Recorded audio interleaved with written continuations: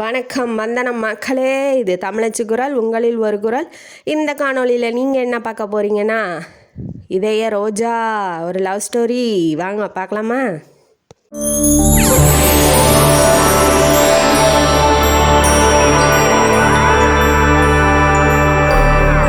இந்த கதையோட ஆரம்பத்தில் ஒரு வீடு, அந்த வீட்டில் கிச்சனில் ஒரு பெண் சமைச்சிட்டு இருக்காங்க. அந்த பெண் கல்யாணம் ஆகாதீங்க, ரொம்ப அழகாக இருக்காங்க. அவங்க யாருன்னா மதுரா. அவங்களோட அப்பாக்காக டிஃபன் வேக வேகமாக செய்கிறாங்க. அதுவும் இல்லாமல் அவங்க ரொம்ப படபடன்னு பரபரப்பாக இருக்காங்க. என்ன விஷயம்னு தெரில. அவங்க போய் டிஃபன் வைக்கும் போது அவங்க அப்பா நோட்டீஸ் பண்ணிட்டு கேட்குறாப்புல. அவங்க அப்பா பேர் சிவராமன். என்னாச்சுமா அப்படின்னு சொல்லி கேட்கும்போது, ஒன்றும் இல்லைப்பா அப்படின்னு சொல்லி மறைக்கிறாங்க. அவருக்கும் டயம் இல்லை, வந்து உட்காருமா என்னாச்சு ஏதாச்சுன்னு கேட்குறதுக்கு அவருக்கும் டயம் இல்லை. அவரும் கிளம்பி போயிடுறாப்புல. அதுக்கப்புறம் தான் தெரிய வருது, இவங்க லவ்வர் வந்து ஒரு வாரமாக இவங்கள மீட் பண்ணல. அவங்க ஏதோ வெளியூர் வேலைக்கு போயிட்டாங்க, ஒரு வாரம் வர முடியாது அப்படின்னு சொல்லிட்டாப்புல. இந்த ஒரு வாரம் பார்க்க முடியாமலே இந்த மாதிரி வந்து இழைச்சி போயிட்டா. ரொம்ப व्यசனம், ஒரே லவ்வர் நினப்பாக இருக்கா. இன்றைக்கி தான் மீட் பண்ண போகிறோம், இன்றைக்கி வந்து பீச்சில் மீட் பண்ண போகிறா இல்லையா, அதனால் வந்து ரொம்ப இன்ட்ரெஸ்டாக ஆர்வமாக இருக்காப்புல. போய் எப்படியாவது மீட் பண்ணோம், ஒரு வாரமாக பார்க்கல. இப்போ பார்த்துக்கிட்டே இருக்கும்போது பார்க்கலன்னா ஒரு ஏக்கம் வந்துடும் இல்லையா, அந்த மாதிரி அவள் இருக்கா. அவளும் அழகாக இருக்கா. ஆஃபீஸுக்கு போகிறா, வேலை செய்கிறா, ஒன்றும் வேலை இல்லை, நாட்டம் இல்லை, ஒரே வசந்தன் நினப்பாவே இருக்கா. இப்போ வந்து சாயங்காலம் ஆகுது. வசந்தன் வந்து கரெக்ட் டைமுக்கு வந்து உக்காந்துட்ருக்காப்புல பீச்சில். இவங்க மதுராவும் போகிறாங்க. போனோடனே ரொம்ப ஆசையாக வந்து ஹாய் அப்படின்னு சொல்லி ரொம்ப ஆர்வமாக பேச போகிறாங்க. ஒரு வாரமாக பார்க்கல இல்லையா. ஆனால் வசந்தன் தரப்புலேருந்து வந்து உட்காரு, ரொம்ப நார்மலாக சட்டில்டாக ஃபேஸை வச்சுக்கிட்டு சொல்கிறாப்புல. இவங்களுக்கு வந்து என்னாச்சு ஏதாச்சுன்னு தெரியல, ஏதாவது பிரச்சனையா எதாக இருந்தாலும் சொல்லுங்கள் அப்படின்னு சொல்லி மதுரா கேட்கும்போது, ஆமாம்மா நான் உன்னை பார்த்தேன் வேலை விஷயமா, ஹோட்டலில் வந்து பாஸ்கர் கூட உட்காந்துட்டு இருந்தியே அப்படின்னு சொல்லி கேட்குறாப்புல. யார்? வசந்தன் வந்து மதுராவை கேட்குறாப்புல. அதுக்கு வந்து மதுரா என்னாங்கிறா, உங்கள் புத்தியே இதுதான், அந்த மாதிரி ஆம்பளைங்க புத்தியே இதுதான் அப்படின்னு சொல்லி டைலாகை போட்டுட்டு, அவர் என்னோட ஓனர், அதாவது ஆஃபீஸில் வேலை செய்கிறா இல்லையா, அவர் வந்து பாஸ்கரன். வீட்டுக்கு வந்து தங்கச்சிக்கு புடவை எடுக்கணும், கொஞ்சம் மதுராவை வர சொல்லுங்க அப்படின்னு சொல்லி அப்பாட்ட பர்மிஷன் வாங்கிட்டு என்னை கூட்டிகிட்டு போகிறாரு. நான் வேண்டான்னு மறுக்கவும் முடியாது, ஏன்னா பாஸ் அவர் கூப்பிட்றாரு, அப்புறம் போய் தானே ஆகணும் அப்படின்னு சொல்லி அவள் உண்மையான விஷயம் என்னன்னு சொல்லி சொன்னதுக்கப்புறம் தான், அதை கேட்டதுக்கப்புறம் வசந்தனுக்கு வந்து பெருமூச்சு வருது. ஓ தப்பாக நினச்சிட்டேன், நான் மன்னிச்சிக்கோ, நீ ரொம்ப அழகாக இருக்கியா, யாராவது தூக்கிட்டு போயிட்டா என்ன பண்ணுறது, வேறு யாராவது லவ் பண்ண வச்சிட்டாங்கன்னா என்ன பண்ணுறது, அதுதான் பயமாக இருக்குது அப்படின்னு சொல்லி வசந்தன் சொல்கிறாப்புல. அதுக்கப்புறம் 2 பேர்த்துக்கு சமாதானம் ஆயிடுச்சு. அப்புறம் வீட்டுக்கு போகிறாங்க. மதுரா வந்து கோவமாக இருக்கா. ஏன் கோவமாக இருக்கா, எதனால் கோவமாக இருக்கா, இவன் நல்லா தானே வசந்தன்ட்ட பேசிகிட்டு இருந்தா, ஏன் கோவப்படுறா அப்படின்னு சொல்லி நமக்கே டவுட் வருது. அதுக்கப்புறம் தான் சொல்ல ஆரம்பிக்கிறாங்க. அவங்க அப்பா வந்து இன்னொரு லேடியோட வந்து ஷாப்பிங் போயிட்டுருக்கிறத பார்த்துட்டா. அதுவும் சிரித்து பேசிக்கிட்டு போயிட்டு இருந்தாங்களே, அதனால் வந்து அவளுக்கு பயம் வந்துடுச்சு. அவளுக்கு வந்து அம்மா இல்லை, அம்மா இறந்து போயிட்டாங்க. இப்போ வந்து வேற ஒரு லேடியோட அவங்க அப்பா போகிறத பார்த்தோன்னா அவளுக்கு கோவம் வந்துடுச்சு. வீட்டுக்கு போயிட்டு விசாரிக்கலாம் அப்படின்னு சொல்லி கோவத்தில் இருக்கா. வீட்டுக்கு போனோன்னா அப்பா எப்படா வருவார், என்ன ஏதுன்னு விசாரிக்கணும்னு ரொம்ப ஆர்வமாக துடிச்சிக்கிட்டு இருக்கா. அவள் தங்கச்சி வந்து வராங்க, அவங்க 8th ஸ்டாண்டர்ட் படிக்கிறாங்க. அவங்களும் வந்து ஏன்க்கா அப்படி உக்காந்துட்டுருக்கா அப்படின்னு சொல்லி கேட்கும்போது, ஒன்றும் இல்லை, ஏன்னா அந்த சின்ன பிள்ளை, அவள்கிட்ட போய் என்ன பேச முடியும், அதனால் வந்து அதெல்லாம் ஒன்றும் சொல்லலை. நீ உன் ஸ்கூலில் நடந்தது என்ன அப்படின்னு சொல்லி அவள் கேட்க ஆரம்பிக்கிறா.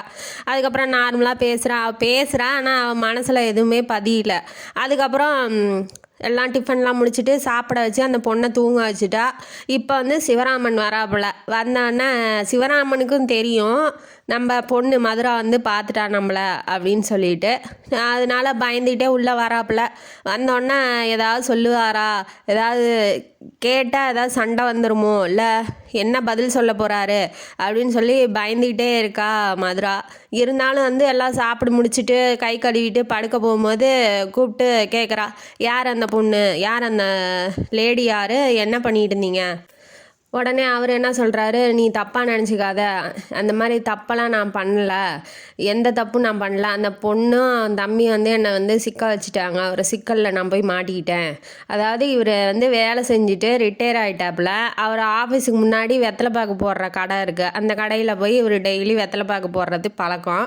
அதே மாதிரி போயிட்டுருக்கும்போது அந்த பொண்ணு அந்த லேடி இருக்காங்க இல்லையா, அவங்களும் வந்து கொஞ்சம் கொஞ்சமாக பேசி பழகியிருக்காங்க. பழக்கம் வந்தோடனே அவன் தம்பி, அந்த லேடியோட தம்பி வந்து, நீ எங்கள் அக்காவை வந்து அக்காவையும் இவர் சிவராமனையும் வச்சு தப்பாக பேசி ஊரையே கூட்டி அசிங்கப்படுத்திட்டான். அதனால் வந்து மாதம் ஆனால் எங்கள் அக்காவுக்கு வந்து நீ 500ரூவா கொடுத்துடணும். அந்த காலத்தில், இந்த காலத்திலலாம் ஒத்துக்க மாட்டாங்க. 500ரூவா கொடுத்துடணும், அவங்க செலவெல்லாம் நீ தான் பார்க்கணும் அப்படின்னு சொல்லி அவங்க அக்காவை வந்து இவர் தலையில் கட்டி விட்டான். அதனால் அவரும் என்ன பண்ணுறது, வேறு வழி இல்லை, மானம் போயிடுச்சு. அதனால் ஒத்துக்கிட்டாரு. சரின்னு காசை மாதம் ஆனால் 500ரூவா கொடுத்துக்கிட்டு இருக்கேன், அதை கொடுக்க போகும்போது தான் நீ பார்த்துட்ட. சரி, பணம் கேட்டு கொடுத்தா கொடுத்துட்டு வரேன்னு, எதுக்கு வந்து நீங்கள் வெளியில் ஷாப்பிங்லாம் போயிட்டுருக்கீங்கன்னு கேட்கும்போது, அவள் இட்லி கடை போடுறாளாம், இட்லி வாங்க பாத்திரம்லாம் வேணும் இல்லையா, அது இவன் தலையில் தானே விடியணும், அதனால் வாங்கி கொடுக்கலான்னு போனேன், இந்த மாதிரி சொல்லி அவர் ரொம்ப ஃபீல் பண்ணுறாப்புல.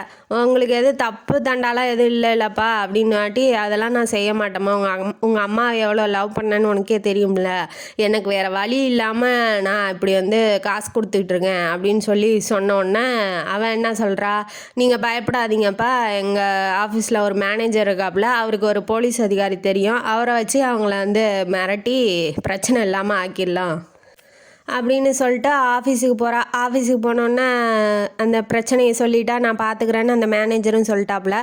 இப்போ வந்து அந்த பாஸ்கரன் இருக்கான் இல்லையா, அவன் கூப்பிட்டு விட்றான் மதுராவை. கூப்பிட்டு விட்டோன்னே அந்த உனக்கு ஒரு கிஃப்ட் வச்சுருக்கேன் அப்படின்ன வாட்டி, எனக்கு எது கிஃப்ட்டு அப்படின்னு சொல்லி இவ வாங்க மறுக்கிறா. எனக்கு வேணாம், நான் கிஃப்ட்லாம் யார் கொடுத்தாலும் வாங்கிக்க மாட்டேன். அந்த கிஃப்ட்டு என்ன கிஃப்ட்டுனா, தங்கச்சிக்கின்னு புடவை வாங்க கூட்டிகிட்டு போனான் இல்லையா, அந்த புடவையை இவளுக்கே தரான். அப்போ இதுலேருந்து என்ன தெரியுது, இன்னும் ரூட்டு விட்றான் மதுராவுக்கு அப்படின்னு சொல்லி தெரியுது. இப்போ இதுலேருந்து பாஸ்கரன் என்ன புரிஞ்சுக்கிறான்னா, நமக்கு பிடிக்கலையா, இல்லை நம்மள்கிட்ட கிஃப்ட் வாங்க அவளுக்கு பிடிக்கலையா, இல்லை வேறு ஏதாவது எதிர்பார்க்குறாளா, இல்லை நம்ம எதிர்பார்க்குறது தப்பா அப்படின்னு சொல்லி பல குழப்பத்தில் இருக்கிறாப்புல நம்ம பாஸ்கரன். மதுரை அண்ணா நினைக்கிறா, நான் வந்து என்னோட வசந்தன் கொடுத்த பேனாவை இன்ன வரைக்கும் பத்திரமா வச்சுக்கிட்டு இருக்கேன், அந்த பேனாவை யாருக்கும் தரமாட்டேன், அவரை தவிர யார் கிஃப்ட் கொடுத்தாலும் நான் வாங்கிக்க மாட்டேன், இவனுக்கு எவ்வளோ தைரியம் இருந்தால் எனக்கு வந்து கிஃப்ட் கொடுப்பான் அப்படின்னு சொல்லி மனசுக்குள்ளே நினச்சிட்டு போகிறாங்க. வெளியில் சொல்ல முடியாது இல்லையா, பாஸ் இல்லை. அதனால் எப்போதும் போல் பீச்சில் வசந்தனும் மதுராவும் மீட் பண்ணுறாங்க. என்னாச்சு அப்படின்னு சொல்லி கேட்கும் போது வசந்தன் என்ன சொல்கிறாப்புல, தங்கச்சிக்கு மேரேஜ் ஆகலை, பார்க்க வந்தாங்க, பொண்ணு பார்க்க வந்தாங்க, ஆனால் அவங்களும் ஒத்துக்கலை, போயிட்டாங்க, நகை நட்டு அதிகமாக கேட்குறாங்க, என்ன பண்ணுறதுன்னு எனக்கு ஒன்றும் புரியல, தங்கச்சிக்கு மேரேஜ் ஆனால் தானே உன்னை கல்யாணம் பண்ணிக்க முடியும் அப்படின்னு சொல்லி ஃபீல் பண்ணுறாப்புல. சரி நீ வீட்டுக்கு வா, ஈவினிங் வீட்டுக்கு வா அப்படின்னு சொல்லிட்டு யார் இவர் வசந்தன் வந்து மதுராவை கூப்பிட்றாப்புல. இவளும் வந்து அவங்க வீட்டுக்கு போகிறா. போயிட்டு அவங்க தங்கச்சிக்கிட்ட கொஞ்ச நேரம் பேசிட்டு, இப்போ வீட்டுக்கு ஃபுல்லாக தெரிய மாட்டேங்குது இவங்க 2 பேரும் லவ் பண்ணுறது. அவங்க அப்பா உட்காந்துருக்காப்புல, அம்மா இல்லை. அப்பா உட்காந்து பேப்பர் படிச்சிக்கிட்டு இருக்காரு. வாமான்னு சொல்லி கூப்பிட்றாங்க. இவங்க 2 பேரும் பேசிகிட்டு இருக்காங்க. ஆனால் வந்து மதுரா வந்து வசந்தனையே தான் பார்த்துக்கிட்டு இருக்கா. சரின்னு பஸ் ஏற்றி விட 2 பேரும் வராங்க. கை கோத்திட்டு வர்றதை வந்து நம்ம பாஸ்கரன் வந்து பார்த்துட்டான். கண்ணை உருட்டி உருட்டி பார்க்குறான். யாரா அவன், இப்போ அது மதுரா தானே, இல்லை வேறு யாரையாவது பார்க்குறோமா, நம்ம பார்க்கறது பொய்யோ அப்படின்னு அவனுக்கு ஒன்றும் புரியல. நம்ம லவ் பண்ணலான்னு பார்த்தா எவனையும் இவ கையை பிடிச்சிட்டு சுற்றுறாளே, ஐயோ என்ன பண்ணுறது, இவனை எப்படியாவது பிரிக்கணுமே, இல்லை அவளை எப்படியாவது அவனை வெறுக்க வைக்கணுமே அப்படின்னு வந்து ஒரு குறுக்கு புத்தி, ஒரு தான் விரும்பினதை தான் அடைஞ்சே ஆகணும் அப்படிங்கிற ஒரு ஆசை. அதாவது ஆப்போசிட்டில் இருக்கிறவங்க வந்து கேரே பண்ணிக்க மாட்டாங்களாட்டங்க. நமக்கு பிடிக்குதுன்னா அதை வந்து நம்ம செஞ்சே ஆகணும், பிடிக்குதுன்னா நம்ம அடைஞ்சே ஆகணும் அப்படிங்கிற ஒரு தாட்ஸ் வந்து மாற்றிக்கணும் எல்லாருமே. ஏன்னா ஆப்போசிட்டில் இருக்கிறவங்க அதை என்ன ரியாக்ட் பண்ணுவாங்க, என்ன ஆகும் அப்படிலாம் நினைக்கிறதே இல்லை. சரி அவனும் இப்படி தான் வில்லத்தனமாக நினைக்கிறான். ஒரு பிளான் போடுறான். அவன் யார் என்ன, அந்த கையை பிடிச்சிட்டு சுற்றினவன் யார் என்ன, அந்த வசந்தனோட டீட்டெயில்ஸ்லாம் ஒரு டிடெக்டிவை வச்சு கண்டுபிடிக்க வந்து முடிவு பண்ணிட்டான். பணம் கொடுத்து அவன் ஃப்ரெண்டு டிடெக்டிவாக இருக்கான், அவனை வந்து அப்பாயின்மெண்ட் பண்ணி அவனை பற்றின ஃபுல் டீட்டெயில்ஸ்லாம் கலெக்ட் பண்ணுறான். முதல்ல பண நெருக்கடி கொடுக்கலாம், வேலையிலேருந்து முன்ன அவனை தூக்கணும் அப்படின்னு சொல்லி பிளான் போடுறான் பாஸ்கரன்.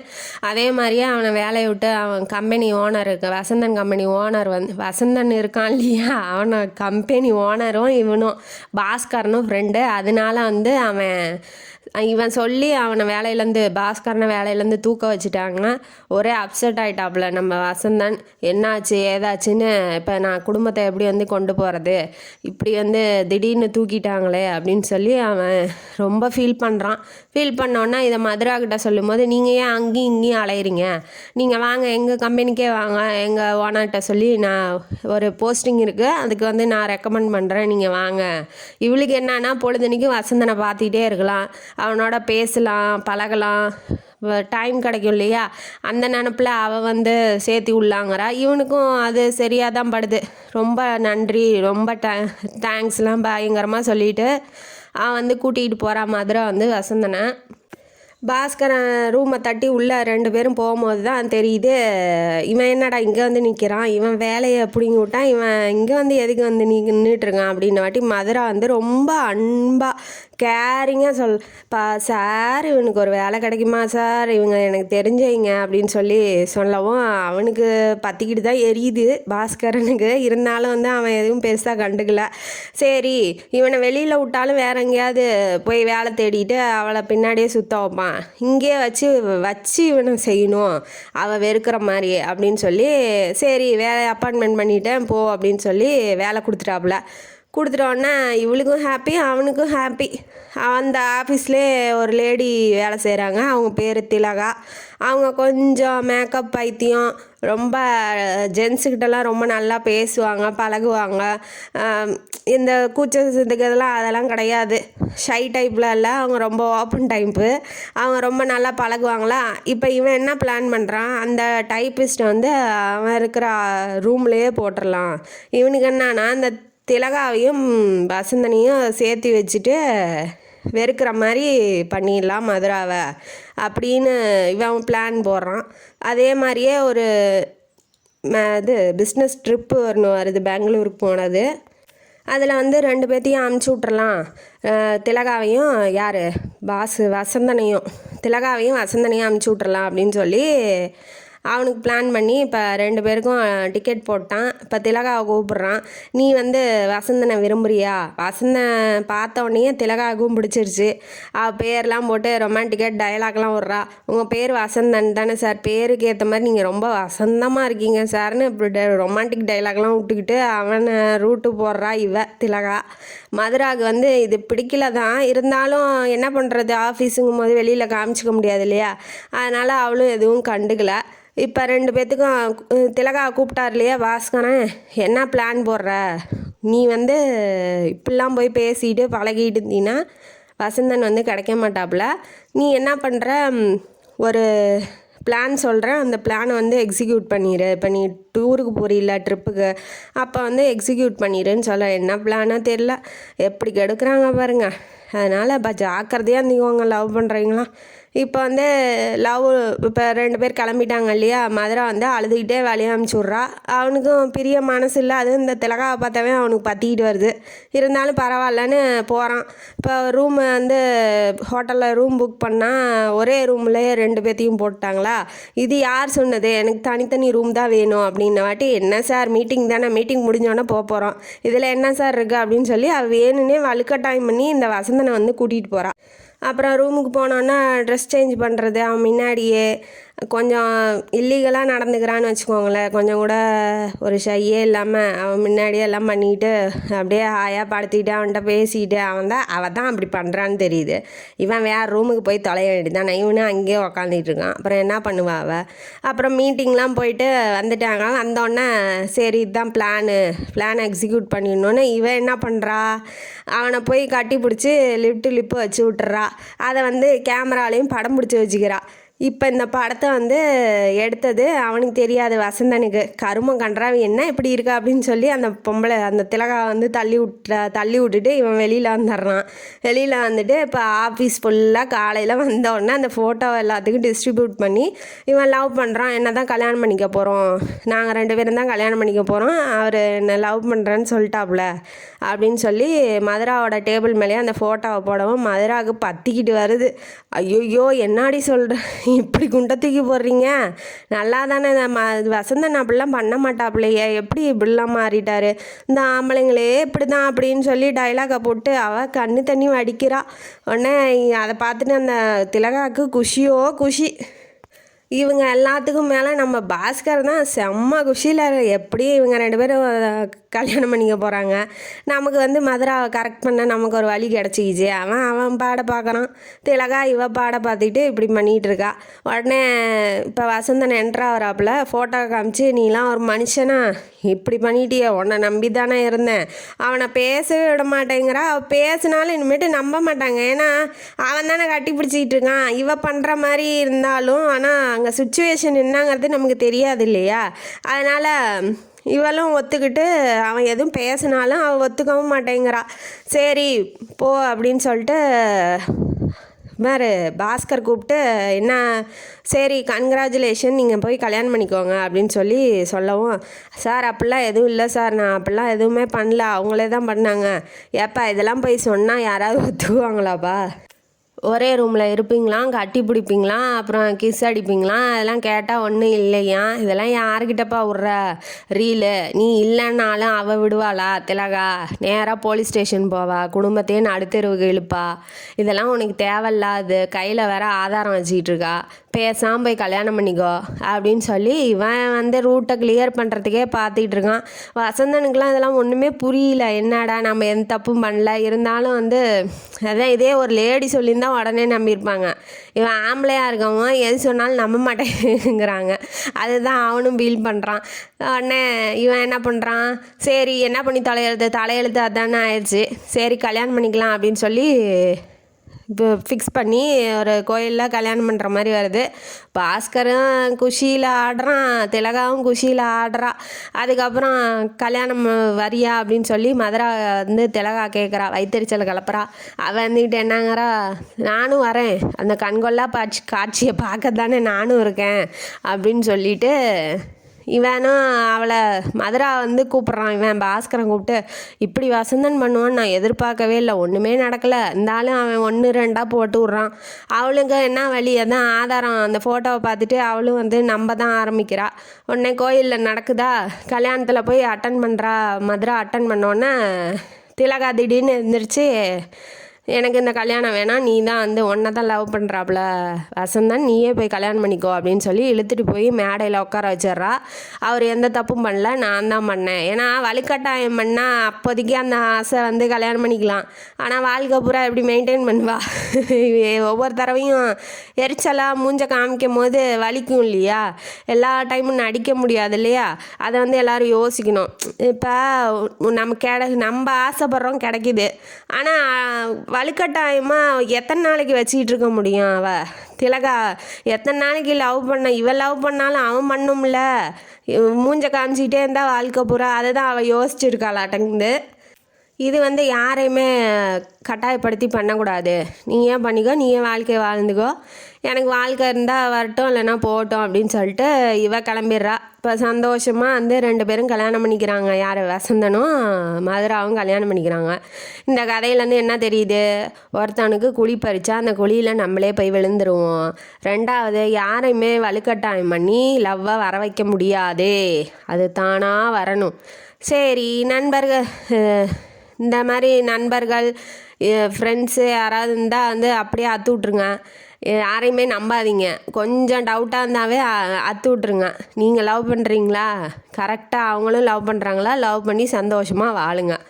இந்த கதை உங்களுக்கு பிடிச்சிருந்தா லைக் பண்ணுங்கள், ஷேர் பண்ணுங்கள், சப்ஸ்கிரைப் பண்ணுங்கள். நன்றி மக்களே.